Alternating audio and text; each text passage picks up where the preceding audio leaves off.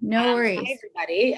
It's great to be back for our other half hour of our Daf Yomi summary together. I'm thrilled to be able to teach this for, once a month, I think is what we're going to start trying to do here. So the last few dapim are very, very interesting because what we're really now we're finally sort of getting into Ketubot and to sort of the obligations that we see that take place with marriage. And I think as opposed to Yevamot, for those of you who stuck with us through Yevamot, which I think for many of us presented somewhat of a sort of misogynistic, I think that's really the only word that I can use, viewpoint of sort of like how, let's say marriage works, or the idea that the woman is sort of obligated to marry this brother. And I think that wasn't the only thing that was bothersome. And, a lot of discussion about the youngest age of the sexual act to consider it to be valid and things like that.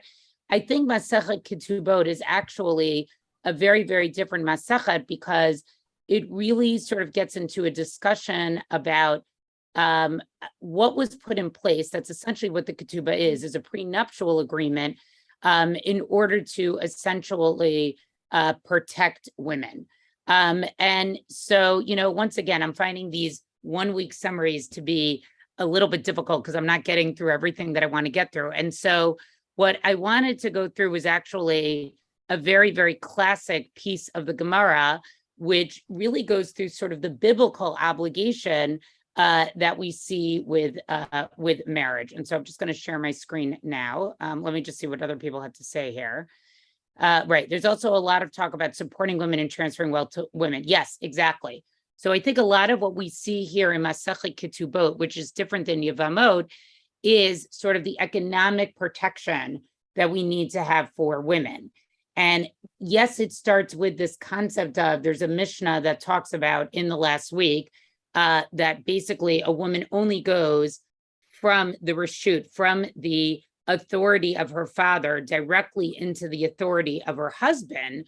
But what that's really talking about is actually sort of economically how she's supported once she leaves her father's house and no longer has the economic support of her father. And I actually think we need to give the sages credit that that's really a much more, let's say, I don't know, I think it's a much more progressive viewpoint and probably was progressive for their time. So you know what, now I want to skip back, and I think I wasn't going to read that Mishnah, but now I think in light of that, I think I do want to read that Mishnah. Okay, so give me a second, and I'm gonna share here. So you know what? Actually, we're gonna go out of order here. I think that's how I'm. Let me just find this Mishnah. Hold on. Yeah, so I think we'll do this Mishnah because the Mishnah is somewhat, let's say, the halachic or the rabbinic viewpoint of marriage, and then we'll do sort of the Gemara's discussion about what actually is somebody what is somebody actually obligated for. Okay, now I'm going to share. Where is my share screen? Okay, here we go. Okay, so this is an example of one of the Mishnahs. It wasn't the Mishnah that I wanted. I'm just trying to find everything here. So this is, right now we're on Mem Vav, right? Ha'av zakai b'vito b'kedushaha b'kesef b'shtar u'b'via. So a father has authority basically over his daughter, right? When it comes to her betrothal, meaning he can decide how she gets betrothed, right? How she gets married, either with money or with shtar, which is a marriage document, or through the actual sexual act of intercourse. And this will be discussed much more in Kedushin, all the different ways within which Kedushin, actually within which marriage actually takes place. Zakai b'mitziata, right? The father is also entitled to things that she has found. In other words, if his daughter finds something, he's basically entitled to it. Ubamase yadeho, or to anything that she produces. So if she earns something, or if she has property that earns something, he gets it. Ubahafra'at nedareha, right? And also he can nullify her vows. So this is something that we'll learn about in Masechet Nedarim. Umikabel akita, and he also accepts the bill of divorce from her if she gets divorced before she's actually a bogeret, before she's a grown woman. So what this Mishnah basically sets up for us is sort of, what did it mean, right, in the times of the Torah, and also, let's say, through the times of Chazal, for a woman to essentially sort of like be living in her father's house, right? It wasn't just that you lived in your father's house, but your father had like a particular type of authority over you, essentially, right? And this is part of the authority that we see that your father had. He had rights to figure out how you were going to get married. He had rights to property that you found. He had rights to any earnings that you sort of would bring in, and he could nullify your vows. And the father actually would have to sort of accept your divorce document if you were to get divorced. However, right, even though he would inherit her property when he dies, right, property that she gets from her mother's family, okay, that's what her peiroteha is, right, that if her property, he doesn't get that, he isn't allowed to consume that during his lifetime. So she has her own individual property from an outside source that he's not entitled to.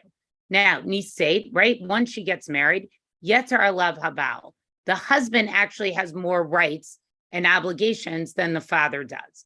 She'ochel peirot bechayeha, right? So he is allowed to consume the produce of her property during her lifetime, right? Whereas we just said above, right, over here, they know ochel peirot bechayeha, right? The father doesn't have access to those peirot.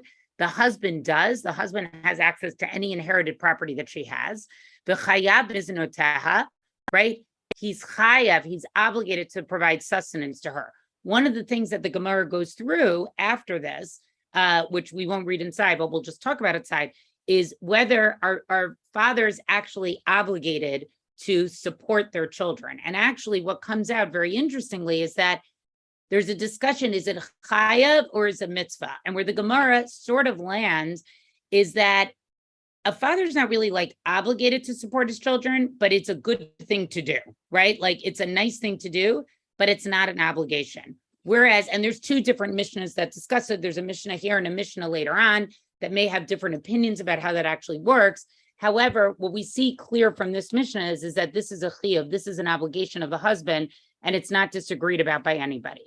And then it goes on to say, upir kona, right? So he also is obligated that if she were captured, he would have to redeem her. He would have to pay the ransom money, ukvurata. And he's also obligated to have her buried properly. Rabbi Yehuda Omer, afilu anisha b'Yisrael, lo yivchot mishnei chalilin u'mikonenet.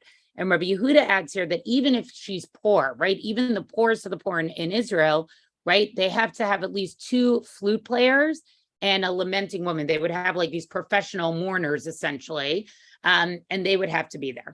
So where we start is with this Mishnah is essentially, what is a father economically? What does he sort of get, right? What is he? And what's interesting here is that when we see it, the Mishnah is not constructed in a way at all about really what the father is obligated to for his daughter. It's really about what the father gets out of that relationship from the daughter. Economically, what can he get from his daughter? The fact that he's also allowed to absolve her from any vows that she made or anything like that, and would even be the one to accept her get.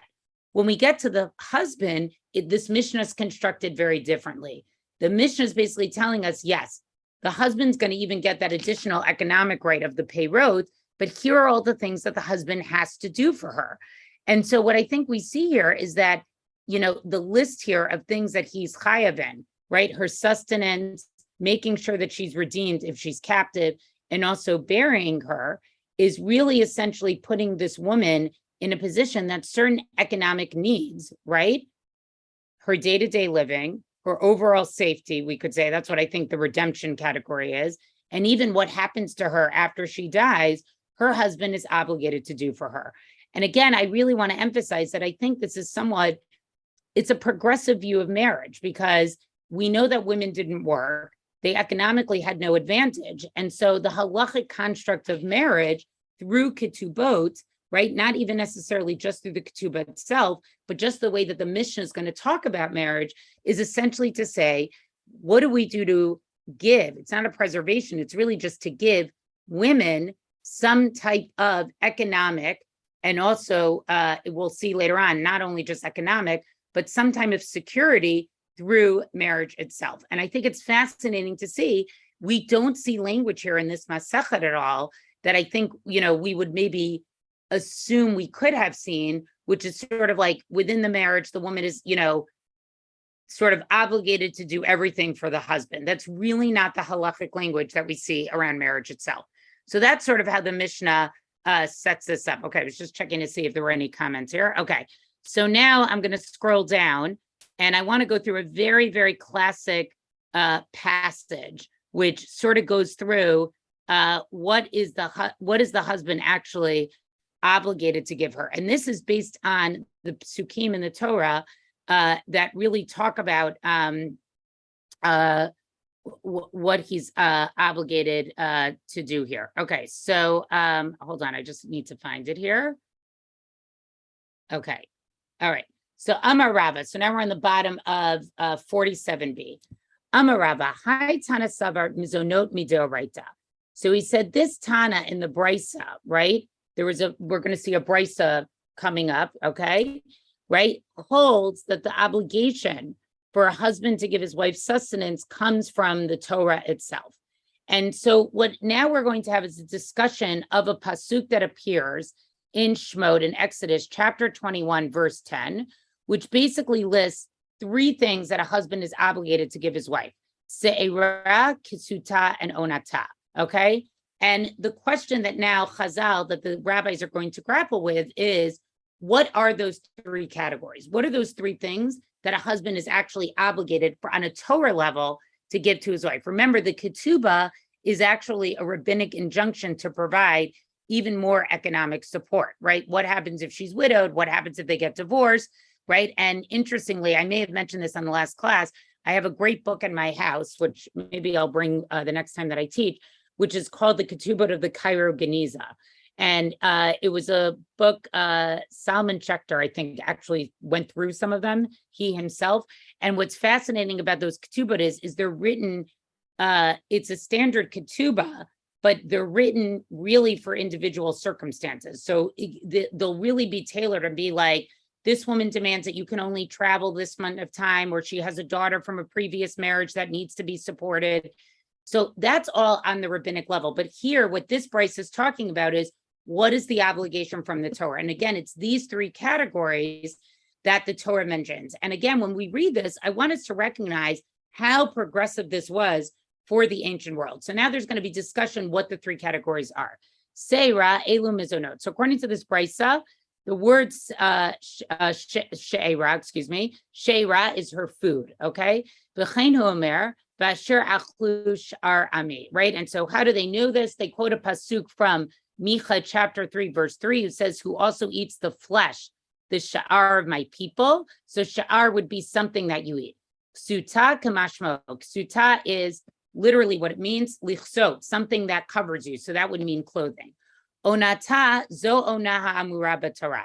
And onata is what we would translate as her conjugal rights, right? Which is stated in the Torah, right? Which essentially is that a woman has a right to be sexually satisfied within marriage. Again, I think everybody should be blown away by this. This is super progressive for the ancient world, okay? This is written in the Torah itself, right? And here they bring a pasuk again, here from Bereshit chapter 31, verse 50, to prove where the word onata would mean conjugal, something conjugal. V'chein hu omer im ta'aneh et binota, right? Where it says there, if you shall afflict ta'ana my daughters, right? So in other words, what onata means is that it is like a lashon of inui, right? Of affliction. But the idea is that you are not allowed to afflict your wife, right? Your wife is entitled to conjugal rights. Rabbi Eliezer, so that's really, and I want to also point out, this is the classic understanding of this pasuk, is this list of three. However, what follows is a list of other discussions of different Tanaim who have different ideas of how to understand these three. Rabbi Eliezer Omer, she'era, zo ona. So Rabbi Eliezer says that the word she'era, that he holds as the conjugal right. So what's interesting is they don't differ about what the rights are, but they attach it to different words, okay? V'chein hu omer ish el kol she'ar b'saro lo tikravu l'kalot erva. So here he quotes a pasuk from Vayikra chapter 18, verse 6 that says, none of you shall approach to any who is near she'er of kin to him to uncover their nakedness. So the word she'er here is used within the context of a sexual relationship. And so that's why he says sharaz onata, right? Kisuta kamashmao. So he agrees that kisuta is the same. It means to be covered. Onata elu mizonot. And onata is food, right? Because here they quote a pasuk from Devarim chapter 8, verse 3 that says, v'ya'anecha v'ya'arivecha, right? Which says he afflicted you and he made you suffer hunger. And the rest of the pasuk is that Hashem basically gave you man. So the idea here is that affliction and hunger go together. So it must mean to be deprived of food. Rabbi Elazar ben Yaakov Omer. So again, now we have a third Tana, Omer, Sheirak Sata, Lufum Sheirat Tank Sat Kisuta. So he said that in accordance with her flesh, her She'era, right, which we saw in the previous pasuk in Vayikra meant flesh, right? Give her clothing, right? So what does this mean? Shelo yitain la lo shel yalda lizikena, right? That he should not give the clothing of a young girl to an elderly woman, but lo shel zikena liyalda, nor the elderly woman to a young girl. So Rabbi Eliezer ben Yaakov is making this even more interesting. He's not just saying that there's an obligation for clothing, but it's that she has to be clothed appropriately, right? It's not just enough for the husband to say, here's some clothes. I don't care what they look like. They have to be appropriate clothing for her age and her station. Okay, ksuta v'onata, right? Ksuta and onata are also linked together. Lefum onota ten ksuta, right? In accordance, here they use the word ona to mean like time of year, okay? Onata. So according to the time of year, you need to give her clothing, right? Shelo yitain chadashim b'yamot hachama. You don't give new clothing, right? You shouldn't give her new clothing in the summer, right? I guess because in the summer things get sort of more worn out. And in this winter, you don't want to give, in the rainy season, you don't want to give worn out clothes, because that's when she's going to need like her good heavy clothing is then. Then we go on, Tani Rav Yosef. So Rav Yosef teaches the following brisa: She'era zo keruv basar. This is the closeness of flesh during intercourse. Shelo yinaheg ba minhag parsim shemishamshim mitotehem beluvshehem. That he should not treat her the way that the Persians did, who basically would have sexual intercourse fully clothed. So all these jokes that everybody makes always about, let's say certain sects of our people and the sheets and the whole, it's like against the Talmud itself. So like that joke doesn't really hold true, right? Misayele la Rav Huna, right? And this brayta basically supports Rav Huna, the Amar Rav Huna, HaOmer, somebody who says, Shar ela ani b'bigdi v'hi b'bigdeha. If somebody says, I can only have relationships with my wife if I'm clothed and she's clothed, yotzim v'noten k'tuba, right? He has to divorce her, and she gets payment for her, marriage contract. So what we see here is really a very, very interesting discussion. I'd like to hear some comments from people, if people were sort of struck by sort of how forward thinking this is, right? That essentially, first of all, the way the Mishnah presents it, right? It expands upon what the Torah obligation is of the categories of She'era, Ksuta, and Onata, right? So starting from the biblical level, there's an obligation depending on how you want to interpret the words, but basically the obligation is, food, clothing, and conjugal rights, right? And then the Mishnah further expands that to include having to keep her safe, like redeeming her if she's captive. And finally, that even after her death, she's entitled to an appropriate burial. And I think one of the questions we have to ask about the Mishnah that we originally read is, it's very interesting to see that with that list of 3 that it gives with the husband, it starts off with a biblical obligation, right? The she'era, okay? The one, or onata, depending on which interpretation you use. But it's clear from what we just read in the Gemara from those brisas that it's clear that that is a biblical obligation, but it links it with 2 other obligations, which are clearly rabbinic. And I think this is a very clever tool that the rabbis use to show how important it is that these other two areas, the one dealing with redeeming her if she's held captive, and the one having to do with burial, should also be met. Okay. And then I want to move on and conclude with one final Mishnah here. Just give me a second to find it. And this is the sort of the other bookend of how sort of the woman is described, at least from an economic point of view, or sort of like what the function of marriage was. Liolam hi b'reshut ha'av ad shetikanes. So a woman is always in her father's authority, right? Ad shetikanes l'reshut ba'al l'nisuin, until she goes basically to tikanes, literally is meant to be like enters the wedding canopy. And again, I think when we read this Mishnah initially and we see this concept of reshut and it means authority, it's not talking about authority the way we mean that somebody is like, rules over her, but it's really more saying who is economically responsible for women in a society where women don't work, are not able to produce their own money. We need to make sure that women are actually economically being held responsible for. And that's really what this Mishnah is talking about. So the first Mishnah starts off by saying, what rights do the father or the husband have to her property? What additional things do they have to give her? And now it's talking about it from the point of view of the woman, right? And it's saying she's either in the reshut of her father or she's in the reshut of her husband, right? Masar, and then it gets into, in a classic, very halachic way, what's the actual point of entry, right? When does it actually switch over from the reshut of the father to the reshut of the husband, right? They're not willing to leave it vague. And I think part of this is because the halacha is not willing to say that there's even one moment where that woman is somehow left under nobody's reshut. Reshut, again, I think is one of these words that when we translate it into English into authority, it loses some of its meaning. I don't like that English translation. It's reshut. It has a different meaning in Hebrew itself. Masar av l'shluchei habal. Let's say the father gave her over to the husband's messengers. In other words, the husband sent shlichim, sent messengers to bring her over to the chuppah, right? Harei hi b'reshut habal. The second she goes with those messengers, even though she hasn't actually entered the chuppah, she hasn't entered the wedding canopy, she now is under the reshut of the husband.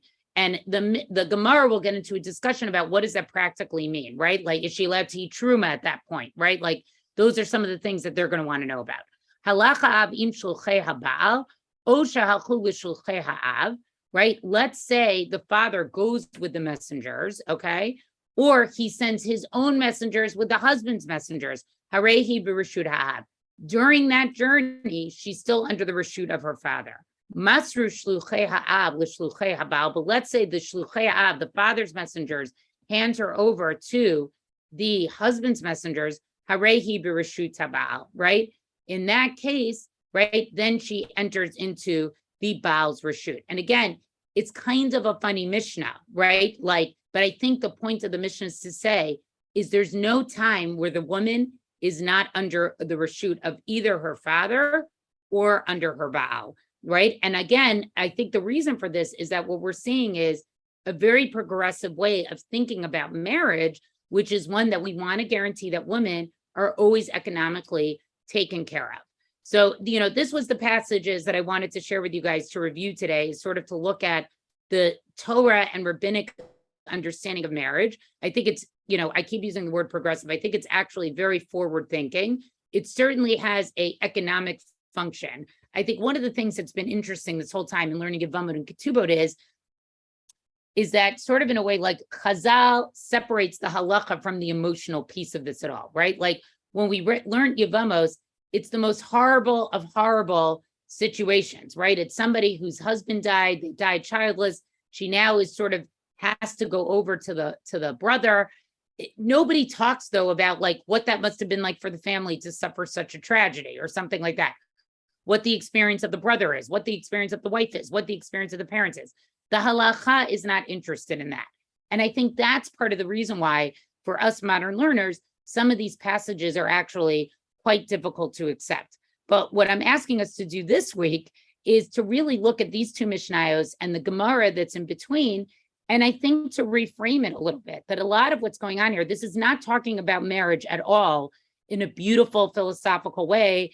And we're not quoting Song of Songs here and Shir Hashirim to say, that this is sort of like a beautiful union between two people who love each other.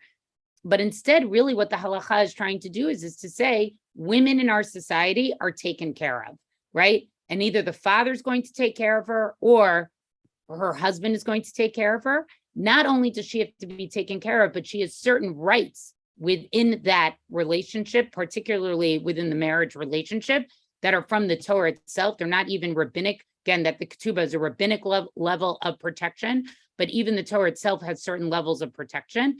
And finally, that even down, there's not one moment in time where a woman would not be in somebody's reshut. And again, I wouldn't use the English translation of authority. I think here the concept more is that there's somebody who is always economically responsible for her. There's somebody who's always responsible for her well-being. And that's really what the concept of reshut is. So in the few minutes, I just finished right on time. We can go a little late because I started a little late.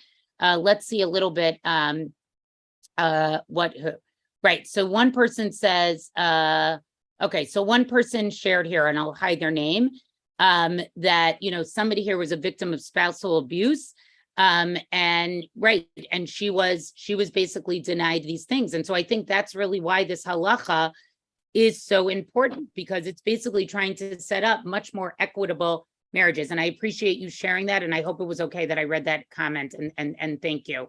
Okay, now we have a couple of different ideas of what the word reshut could be. I think we're trying to come up with a better English definition together, and I appreciate this. So Yoram says under the guardianship of. Yes, I think that I like that better than authority. Leah says maybe auspices. Yoram also points out, right, reshut also has the word permission. So I think that makes sense if we think about the reshut, that like they have to give permission for her to keep her neder, right? There are some things that the father or the husband has to give her permission in order to do. So I think we're all right. It could mean responsibility of the father, stewardship or husbandry, right? So I think we all agree authority is not the right word. Really, the idea of reshut, right, is that there is an obligation that the father and the husband have towards the well-being of the daughter or the wife. Emily says, if women are allowed to take care of themselves, given a means to do so, I wonder if men would be less resentful of women. Well, I think we've seen what the last 100 years are like. On the one hand, yes, I think the fact that women now can support themselves and economically are open, but I do think that possibility scares a lot of men as well. Present company obviously excluded. Okay. Yoram also mentions here, how kol safui v'harashut netuna. All is preordained, but there is a free will with permission to make decisions. Okay, so Yoram, I think you should send all these makor to me, and you and I should do a share together about what the real word reshut means and the different contexts within which it appears. So thank you. Okay, Yehudit is trying to thank me. iPhone wants to thank me for reframing this. Okay, right. Are men really resentful of women here? Okay, so now Judy wants to say, and I think this is a very interesting question. When did things change, right? That let's say in the more right-wing world, a husband studies Torah all day and the women actually have to provide. And you are correct, right? In the more right-wing worlds, one of the things that we started to see is the women actually go out and economically support the husbands in a very different way. So this is that's a sociological thing that I would claim to be no expert in. But my understanding is that this is actually a post-Holocaust World War II phenomenon. That in other words, once you had European Jewry destroyed and this myth evolved that sort of all these people were pious and studying in yeshiva, we actually know that that's not true. Learning in yeshiva was really a privilege back then, and only the brightest of the bright went. Somebody can correct me if they're not agreeing with this narrative. But as a reaction to what was destroyed, this whole system of sort of like kollel and women supporting their wives is a very, very new phenomenon. And I think when we do learn these Mishnahs and Gemaras, it should call into question a little bit. Like it's very clear the husband needed to be working or have some kind of property or something, because he did need to be supporting his wife. Okay, I know that I went a little over because I came late, and I apologize about that. I had a little technical issue. Does anybody understand? Dr. Osmond, can I draw your attention to one other comment to close us out today? Is that okay with you? Thank you so much. You always steer us around so much material so quickly, so intelligently, so clearly, and we are really grateful to have you. Rob Plass noted, I think it was a higher up, so you didn't see it, that that although we may make the case that the rabbi's approach to marriage here is progressive, it would be a little hard to compare it to the society they're in, but certainly to what those verses in Torah are saying. It seems like they have given a fairly progressive reading compared to what the Torah is prescribing. He says it still perpetuates a patriarchal system of men controlling the household money and the women being dependent on the men's income to survive. So Rob, I understand what you're saying, and you're correct in that. But I'm not sure that's a completely fair statement to make, and because there wasn't any other opportunity. So in other words, it's progressive in the sense of what the entire world was like. So yes, it doesn't undo what I think most of us understand today to be a patriarchal system and not good for women not to have economic independence. But I think what we have today didn't even occur to Chazal as a possibility. So I wanted to piggyback on that too, if I may, and say I think you're right. I think one thing that we maybe have enjoyed or seen with relief this week is that this passage aligns a little more closely with our values than some of the things we have studied in previous weeks. But there is almost always, when studying Talmud, a tension between our contemporary values and values we see in the Talmud. And that is a real struggle for religious people who take the Talmud seriously as sacred text. And I wanted to say to Rob and whoever else might be interested that what I find valuable, and in the Talmud almost always, and we saw it today, is not that they necessarily get the ethics right according to us, because they probably don't. They may get it. We might be surprised that they're getting it better or disappointed that they're getting it worse, but they always model a way to evolve ethics, right? Even in the passages, Yardena, that you shared with us, we see that the rabbis take what's written in the Torah and they increase protections for women because that was a value to them. And so I think sort of the magic of Talmud for me is that the Talmud models taking the tradition extremely seriously, but also moving it in directions that are better in line with the needs and values of the community.